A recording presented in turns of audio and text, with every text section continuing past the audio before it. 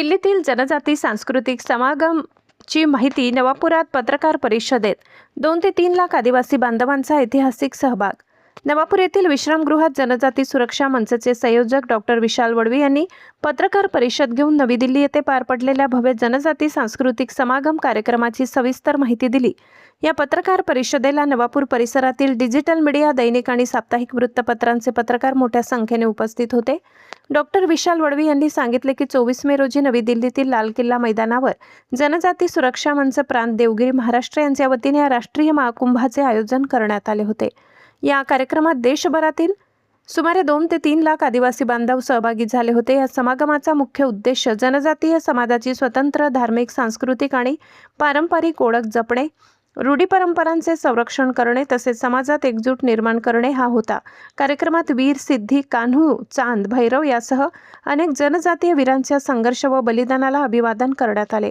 यावेळी डॉक्टर वडवी यांनी असेही सांगितले की आदिवासी समाजातील काही घटक आपली मूळ संस्कृती व पारंपरिक श्रद्धा सोडून इतर धर्मांचा स्वीकार करत असल्याची चिंता व्यक्त करण्यात आली।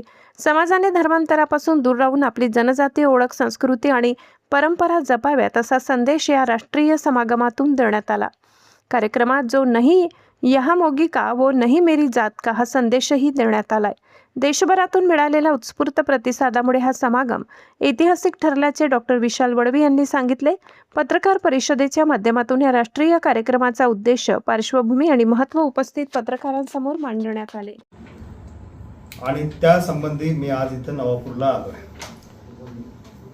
भारतामध्ये आदिवासींचे धर्म, संस्कृती, रूढी परंपरा, पूजा पद्धती ही सध्या धोक्यात आहे आणि धोक्यात याचं कारण आहे की आदिवासी समाजामध्ये अब्राह्मिक रिलिजन किंवा अब्राह्मिक जे धर्म आहेत त्याचं अतिक्रमण होत आहे।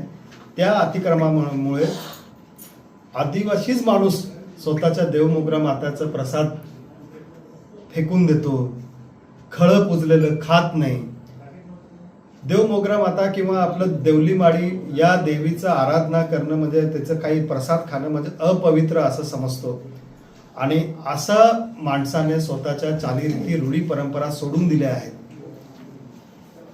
अशा माणसाने जर त्याने त्याच्या चालीरीती, रूढी परंपरा, पूजा पद्धती सोडली आहे तर आम्ही त्यांच्या सगळ्यांना आवाहन करतो की दादा रे, जसं तुम्ही चालीरीती, रूढी परंपरा सोडल्या ना तसंच आदिवासींसाठी असलेलं आरक्षण सुद्धा सोडावं।